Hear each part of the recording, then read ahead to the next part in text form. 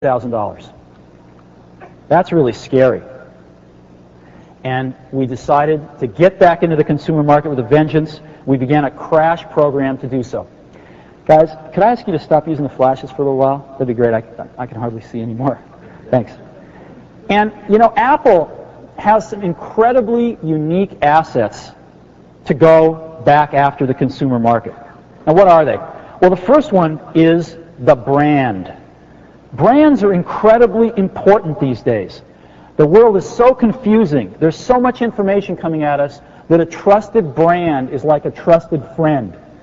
And brands have become much more important than they ever have been. And the Apple brand is one of the best-known brands in the world. It's right up there next to Disney, Sony, and Nike. There's no other brand in the computer industry that's even close. And so we want to use the brand to remind people that this company makes great products with great user experiences. We have over 100 million people that have used products from Apple. Another interesting thing about brands is they're much more resilient than people think. Every one of the other three companies on this slide has had tough times before. Look at Disney when Michael Eisner got there a dozen years ago, right?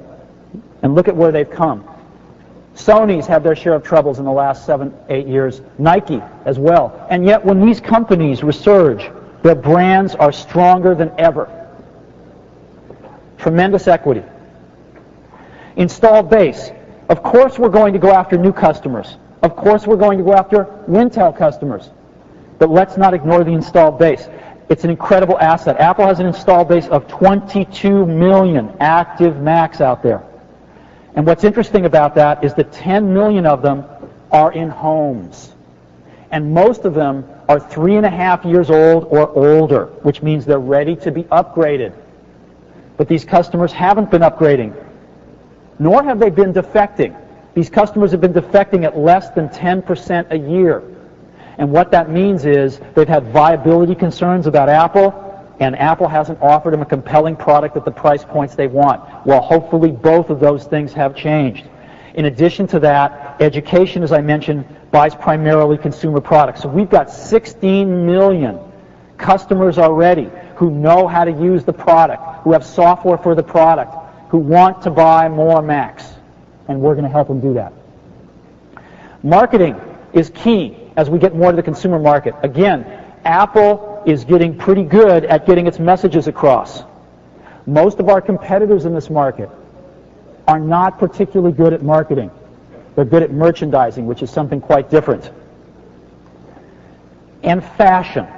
As we get more towards consumer products, fashion gets important. I found 10 months ago the best industrial design group I've ever seen in my life at Apple. For us, fashion is the design of our products. And we think this is really important to consumers. I'll give you an example. This is the hottest selling watch in the world today, the Casio G-Shock, because of design. Another interesting thing on watches is 10 years ago, the average American owned one watch.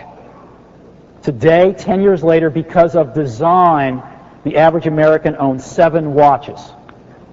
Not 7 of these, but 7 total.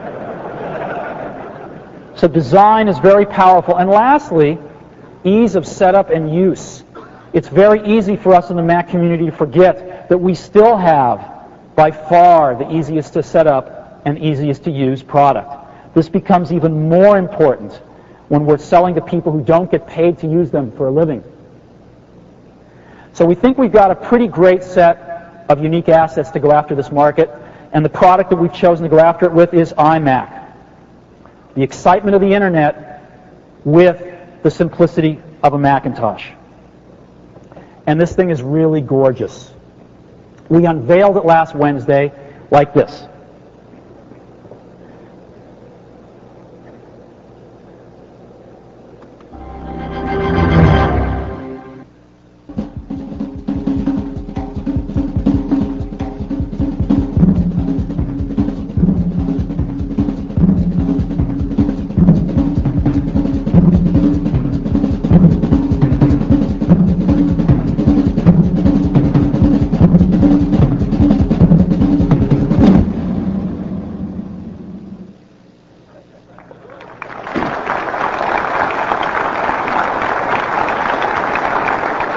was about 50 decibels louder on Wednesday. And this thing is a gorgeous product. If you have a chance, take a look. We have them throughout the conference here. Again, even the keyboard, the whole product is translucent, and it's really, really beautiful. It's packaged up in an all-in-one unit. This is the mouse. Again, best mouse you've ever used, I think.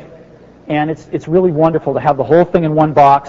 I believe it's the only computer, the only desktop computer that comes in one box. So, this is the competition. This is the best consumer computer you can buy in the Wintel space. It's a compact unit. And we've looked at all of them, and they're all really slow. They all have pretty crappy displays, 13, 14-inch, but more importantly, they're not so good quality. We design our own displays here at Apple, and this one is great. And it's the window onto your software, so you want that to be good. There's likely no networking in these products. Old generation I/O, and they really don't look so good. So, what is ours? We decided to put a screaming processor in this thing, so we've built in a G3 processor running at 233 megahertz into our consumer product. In addition, we put a 0.5 megabyte L2 backside cache on it. Now, again, this is the best consumer computer you can buy, the fastest one, that compact, uses an AMD K6 chip in it, also running at 233 megahertz, gets 3.2 byte marks, 7.9 for the iMac. But if you think that's cool, this is even cooler. The fastest Pentium 2 400 you can buy is slower.